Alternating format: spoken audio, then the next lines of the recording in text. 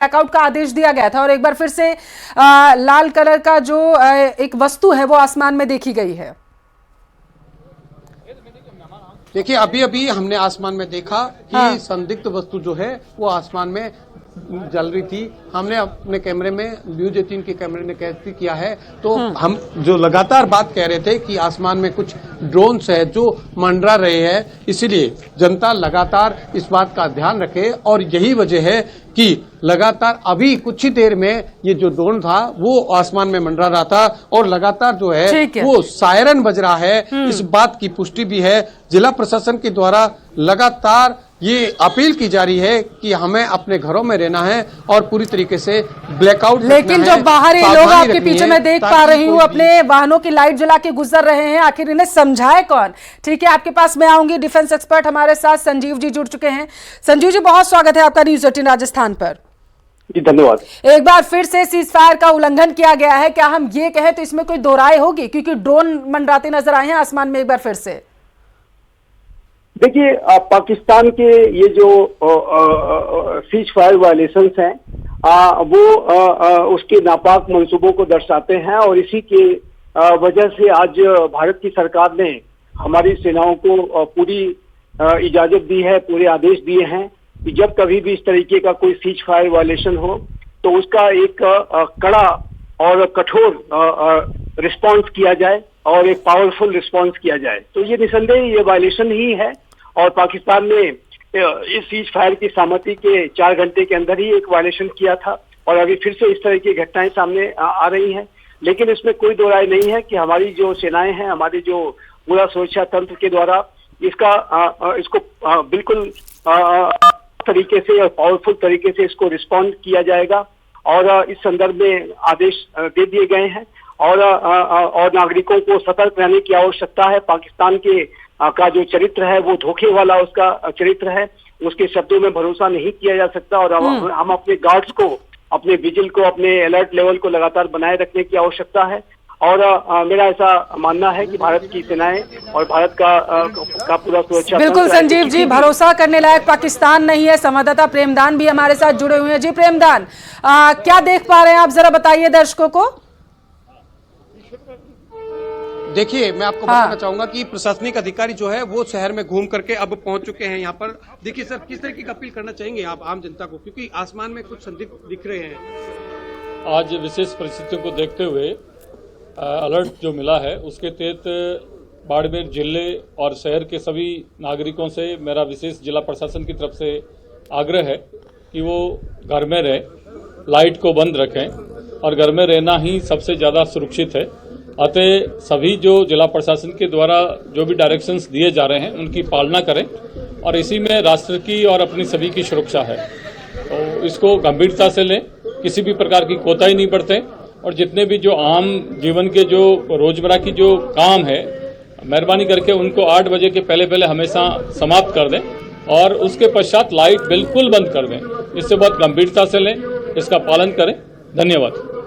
देखिए, प्रशासनिक अधिकारी है बाड़मेर के एडीएम जो है राजेंद्र सिंह चांदावत, जिनका साफ तौर से कहना है कि हमें पूरी तरीके से इसका पालन जो है वो बहुत सख्ताई से करना चाहिए, क्योंकि आसमान में जिस तरीके से जो ड्रोन कह सकते हैं या ड्रोन नुमा जो चीजें जो है वो मंडरा रही है, तो हमें सावधानी रखनी है, सतर्कता रहनी है। और मैं कैमरामैन को कहूंगा, यहाँ पर जो पुलिस के अधिकारी है, प्रशासन के अधिकारी है, लगातार यहाँ पर खड़े हैं और आप देख सकते हैं कि यहाँ पर टैक्सी लगातार घूम रही है। तो ये आप इस बात का अंदाजा लगा सकते हैं कि जिस तरीके की स्थितियां बन रही है उससे हमें सावधान रहना है, क्योंकि पाकिस्तान जो है वो अपनी हरकतों से कभी भी बाज नहीं आएगा और वो हर बार इस तरीके की जो है वो धोखा करता है और अपनी बात से मुकरता है। तो हमें सावधानी रखना जरूरी होती है, क्योंकि आम नागरिकों की, क्योंकि एक की लापरवाही जो है वो कहीं न कहीं पूरी जनता के लिए, प्रशासन के लिए और हमारी सेना के लिए मुसीबत बन सकती है। इसलिए हमें पूरी तरीके से अलर्ट रहना है और सावधान भी रहना है। जी,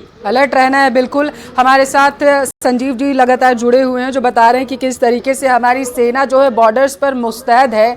संजीव जी, सेना अपना काम कर रही है, लेकिन क्या आपको लगता है कि आम लोगों को जो लगातार हिदायत दी जा रही है, अपील की जा रही है कि वो ब्लैकआउट की नियमों का पालन करें, उन्हें और कड़ाई से पालन करने की जरूरत है?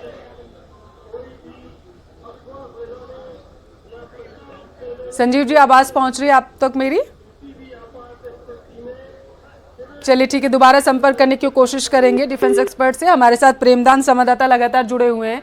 प्रेमदान, इससे पहले जब हमने बातचीत की थी तब आपने तस्वीरें दिखाई थी कि काफी लोग लापरवाही बरत रहे थे। हाँ, हालांकि आपने बताया था कि कुछ लोग हैं जो अपने दफ्तरों से वापस आ रहे हैं और इसी वजह से सड़कों पर चहलकदमी है, लेकिन सवाल तो अभी भी वही बना हुआ है। 8 बजे का समय दिया गया था, 9 बजने को है और पीछे मैं देख पा रही हूँ बड़ी संख्या में गाड़ियां आपके गुजर रही हैं।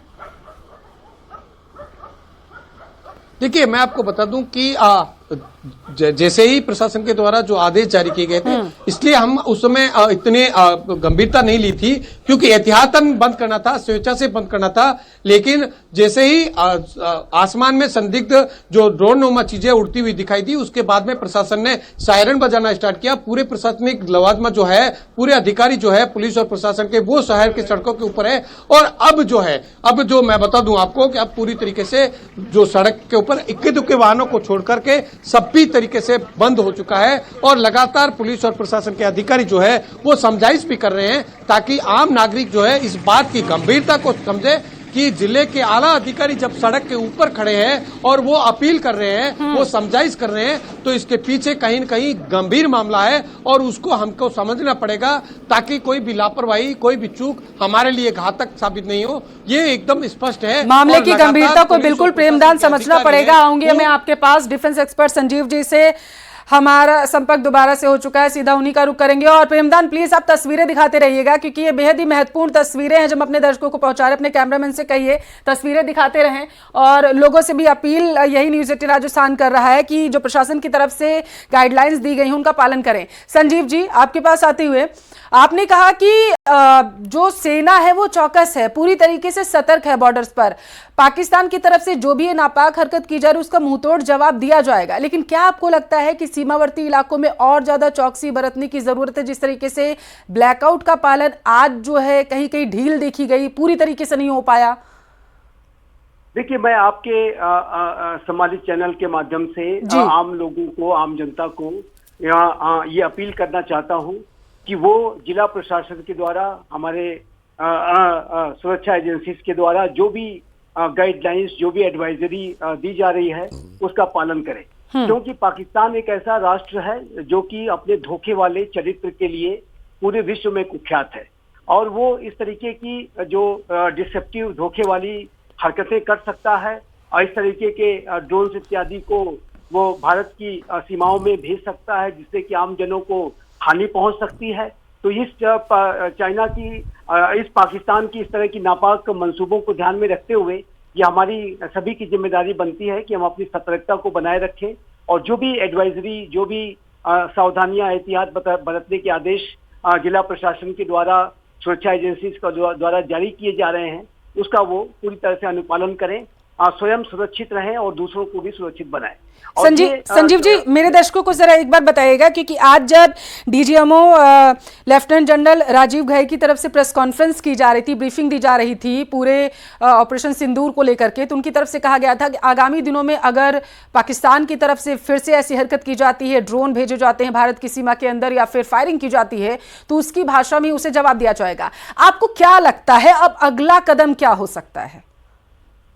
देखिए, ये बात आपने बिल्कुल सही बताई और आपके दर्शकों को भी इस बात को लेकर के आश्वस्त होना चाहिए कि भारत की जो सरकार है उसने अब हमारी सेनाओं को ये आदेश दिया है, उन्हें खुली छूट दी है। हमारे जो कमांडर्स हैं, आर्मी कमांडर्स, उनको खुली छूट दी गई है कि जब कभी भी वो ऐसे किसी चैलेंज को देखें, किसी सीज फायर वायलेशन को देखें, कोई ड्रोन किसी तरीके के मिसाइल्स इत्यादि को देखें, तो उसका वो एक शक्तिशाली रिस्पांस करें। और जो अभी तक जो रिस्पांस हो रहा था वो इन ड्रोन्स को रोकने तक का ही था, लेकिन उससे भी आगे बढ़ करके यदि हमें पाकिस्तान की सीमा में जाकर के इसका काउंटर रिस्पांस भी करना है तो उसको करने के लिए भी हमारी सेनाओं के पास वर्तमान समय में अधिकार है और वो ऐसा करेंगे। और अभी आपने देखा था कि जो कल की स्थितियों में जो पाकिस्तान के द्वारा सीज फायर वायलेशन किए गए, उसके रिस्पांस में हमारे द्वारा पाकिस्तान की टेरिटरी में जाकर के बड़ी कार्रवाइयां की गई।